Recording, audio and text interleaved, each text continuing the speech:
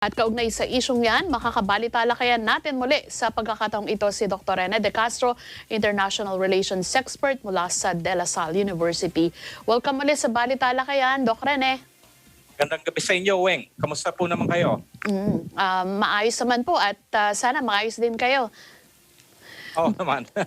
Doc Rene, akala po ng marami, tahimik na yung issue sa agawan ng teritoryo dito sa South China Sea, West Philippine Sea. Pero nagulat yung marami dun sa insidente nitong mga nakaraang araw na nai-report. What is your take on this po? Oh, hindi tahimik for this year. Meron tayong tatlong encounters with China. So medyo natahimik lang since yung pinakamatindi dito, of course, yung nangyari nung March, nung sa Winson Reef. Medyo tumahimik. So ang nangyari ngayon, pumutok na naman to. But actually, this issue is not new. No, this is only the second time na nangyari na blinak nila yung supply ship. It happened in 2014 during the Aquino administration. This same incident happened. Pero may dalawang pagbabago under this situation. Number one, of course, is the fact this incident happened at the time that, since 2016, this administration has adopted an appeasement policy with China. So everyone in the administration thought that, what happened in 2014 will be the last. Suddenly, it happened again. So nandun nga sa statement ni Secretary Locsin, ng DFA statement, the special relationship established by President Duterte and President Xi Jinping might be affected by this. Definitely, of course, it will be affected. Ang pangalawang element nito, nangyayari to in the light, of course, that the United States has already extended yung scope ng Mutual Defense Treaty sa South China Sea and, of course, includes the armed forces of the Philippines. So kaya dun sa statement ni Secretary Locsin, kasi first time din namin narinig sa kanya na in-invoke nila yung Mutual Defense Treaty dito sa isyong ito. Oo, kasi nagkaroon ng, ito yung change, We have to take into account the change. Ever since the Biden administration took over, sa statement ni Secretary Anthony Blinken, kasi nasa Mutual Defense Treaty nakalagay lang, any attack on Philippine public vessel, air or sea. Yung statement ni Secretary Blinken that was announced last January, all the armed forces of the Philippines. So even the personnel, yung mga Marines dun sa Ayungin Shoal, covered ng Mutual Defense Treaty. And even, let's say, if you have AFP personnel on board those supply vessels, they are covered by the Mutual Defense Treaty. In fact, ngayon lang din, naglabas ng statement ang China at hindi magpapahuli ang US. Naglabas din ng statement ang State Department. I-mention ko lang ilang portions, na ngayon din lumabas, kasabay ng nilabas na statement ng China on the situation on the South China Sea. Again, reiterating that, of course, the Mutual Defense Treaty covers all the personnel of the armed forces of the Philippines in the South China Sea or in the West Philippine Sea. And of course, also mentioning the ruling of the tribunal. So hindi lang China ang naglabas ng statement. Interestingly, naglabas din ng statement si Secretary Blinken through the spokesperson of the State Department. So the situation is different from before, nung 2014? Yeah, for those two reasons. Number one, it happened under this administration that has adopted a policy of appeasement. Assuming that by appeasing China, we could moderate Chinese behavior when it comes to the South. I think that's a very naive notion. China will pursue its expansive claim whether you befriend or challenge China. It doesn't matter to China. Ang dynamics, of course, is the United States is now watching on the side. Although I have to mention this, even in April, I remember when this happened in 2014, the U.S. PACOM, the U.S. PACOM commander indicated his concern and even called the Chinese commander, doon sa southern fleet ng China, informing him that the United States is watching In fact, I could still remember in 2014, nagpadala pa ng reconnaissance plane ng Poseidon, P8, just to watch yung supply ship natin. Ang nangyari noong 2014, ang nakalimutan na, nagpadala tayo ng mas maliit na vessel and yung navigator nung vessel na yon, alam niya yung look, kaya na-outsmart niya yung mga Chinese Coast Guard. So I think we should also look what happened in 2014. Because this is a cat and mouse game. No, this is what you call Chinese gray zone operation. Sindakan yan. No, so we are put in a situation pag nasindak tayo, talo tayo, pero if we react vigorously, we send, of course, possibly we send a gray ship, China will use this as an opportunity to escalate the crisis. So we cannot also afford to escalate this crisis. So we have to operate wisely, going back to what happened in 2014. Okay. Pero sabi mo nga ngayon mas nagmo-monitor or nagbabantay ang US and with the statement of the US State Department, sa tingin mo somehow China will back off ng konti? We simply don't know. We simply don't know how the Chinese would react. Because iba rin yung situation sa China. President Xi Jinping has consolidated his power.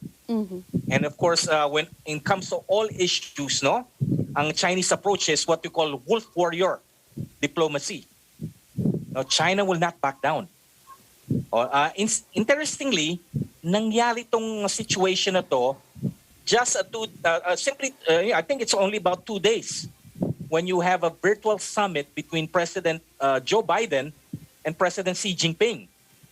And they agreed to at least de-escalate the Taiwan Straits crisis. Tapos pumutok naman to sa South China Sea and of course with the Philippines. May naisip tuloy ako medyo tahimik tayo dun sa Taiwan, dito naman tayo sa kabila. Ayan, tayo naman yung nagiging focus ngayon. And of course how this administration would react. Given the fact of course that it seems that sabi nga nila tapos na yung love story natin with China. The honeymoon period with China is over. Probably we're back into pre-2016 situation wherein we are really challenging China. At the same time, we have an election next year. Ayun nga yung gusto kong itanong sa'yo. Kasi should this territorial dispute be an election issue? Ngayong araw nito, some analysts are calling on the presidential aspirants to speak on this matter. Pero parang wala pang nagsasalita sa kanila. May mga sinabi silang mga statements, ilan dyan, like for example, si Vice President Leni. Well, I think she adopted yung position ni President Aquino na we have to assert the ruling. Senator Lacson did the same. Senator Manny Pacquiao also did the same. I think even Mayor Isko Moreno came out with a very strong position. Ang isa lang sa mga presidentiables, again, touted this, what I will call a defeatist position. We cannot challenge China. China is simply too powerful. So we have to accept the inevitable. Pero sabi mo nga game changer ba yung election? In this last last months ng administration? Yeah, game changer lang, hindi lang domestically and of course also externally. Where will the Philippines position itself in the light of the U.S.-China strategic competition, in the light, of course, of the improving security relations with the United States?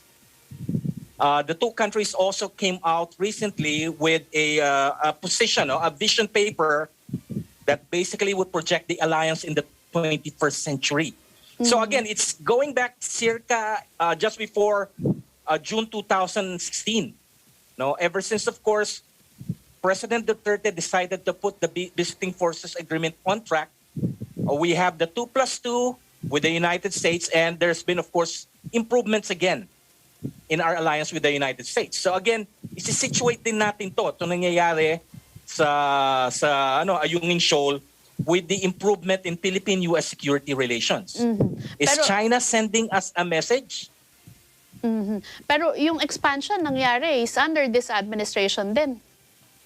No, even before. As early as 2011. Nung nakita to nung March 2011 when China announced that the South China Sea issue is one of the core interests. No. What I mean is the expansion of the visiting forces or the yes, Mutual yes. Defense Treaty. Yes. At least it was put on track when President Duterte announced he is stopping the abrogation process last July, right? Late July this year. Tapos yun nga na-extend na with the Armed Forces of the Philippines yung sabi nga sakop ng Mutual Defense Treaty na yan. So if there's one thing na maganda, yun yung bagay na yun. Yeah, of course, and of course dapat tanungin natin yung mga presidentiables. Ano ba yung position nila dito? Ang pinaka-basic naman is, of course, we should learn from what happened with this administration. That appeasement and a defeatist policy simply not work against a regional power that is bent on territorial expansion. Now, the more you appease, the more you show defeatism, the more you show weakness, the more it becomes emboldened. So this is something we should learn from, what happened from 2016 to this year. No? Tsaka historically China naman talaga is di ba, invader, if that's the right term ba, di ba, sinasakop naman talaga nila yung mga territories even before, way back, the civilization. Well, China is probably the only empire in the 21st century. An empire contracts when it's weak, it expands when it is powerful. And right now, of course, China is powerful. No? So, ayan din yung tingin ng mga Chinese people sa kanilang gobyerno. It is not a modern state. It is still Chungku, the ancient Middle Kingdom. So is it something to do with the leadership then sa China? No, I think it's also because of how the Chinese view their polity. No, they're still the modern Chinese state only emerged recently. Tayo, of course, created tayo ng Western colonialism. For the Chinese, a totally different political trajectory. They still, yung tawag lang nila sa bansa nila, the Middle Kingdom. Chungku, China is a modern invention again. It's based on Qin Dynasty. They don't call China Qin Dynasty. They call their country the Middle Kingdom. So ganun pa rin ang pananaw nila. Na when the Middle Kingdom is weak, it will contract. When the Middle Kingdom is powerful, it will expand. Unfortunately, nandun tayo sa period ng history that China is, of course, powerful. And this is, of course, a challenge that future generations of Filipino would face. That's why it's very important that we choose the right leader next year. No? Yan. So it's a developing story pa hanggang ngayon. Hanggang ngayon, next probably next generation. Yan, nako. Thank you so much for your mga information na na-share mo sa amin, Doc Rene, bago yung mga nabanggit mo sa amin in the early part of our interview. And we will await kung anong mangyayari, kung anong magiging reaction of China now that the US State Department has issued its statement also. Yes, yeah. Okay. Thank you so very much much again, Weng. Okay. Have a great evening sa lahat ng ating mga viewers. Magandang gabi po. Happy weekend. Si Dr. Rene de Castro, International Relations Expert mula po sa De La Salle University, ang ating nakabalitalakayan. Talaga nga namang it's a developing story. Parang nung nag-start pa lang akong maging broadcaster, na-interview ko na si Doc Rene nung panahon pa ni former President Gloria Macapagal-Arroyo. At ito na yung isa sa topic na pinag-uusapan namin, yung RP-US-China relations. Dahil nga dyan sa Spratlys o yung South China Sea na tinatawag natin, na pinag-aagawan yung Spratly Group of Islands na tinatawag. Pero yun nga po, hindi lang po Pilipinas at China ang nagmamay-ari o nag-aangkin dyan sa mga teritoryo dyan. May ibang mga mga bansa pa. Pero mas lalo lang nagiging mainit ang agawan dahil nga po kahit pa nasa loob na ng exclusive territories ng Pilipinas o yung tinatawag na exclusive economic zone, ginagawa pa din ng China yung kanyang expansive claims dito po sa mga teritoryong ito. At syempre, yun naman ating puwersa, ipipilit naman kung ano yung atin, no, yung pag-aari natin at yung ating karapatan dyan sa lugar na yan. Pero ang isang magandang nabanggit doon sa pinagtibay na Mutual Defense Treaty at doon sa pinalaganap na Visiting Forces Agreement with the United States, doon sa MTD po natin, kasama na din sa binabanggit na sakop ng Mutual Defense Treaty yung mga pag-aari ng ating armed forces of the Philippines and also the personnel. Kaya yung insidente po dyan sa China, in-invoke ni Secretary Locsin na itong ginawa ng China na ito dun sa ating supply vessel ay bahagi ng Mutual Defense Treaty with the United States. So tingnan natin kung ano po ang mangyayari dahil gaya nga nung binahagi sa atin ni Doc Rene, ang Estados Unidos naglabas na din ng statement dito po sa isyong ito. Antabayanan pa natin dahil marami pa pong mangyayari dyan sa isyong yan. Ang iba pang mga mahalagang balita sa aming pagbabalik.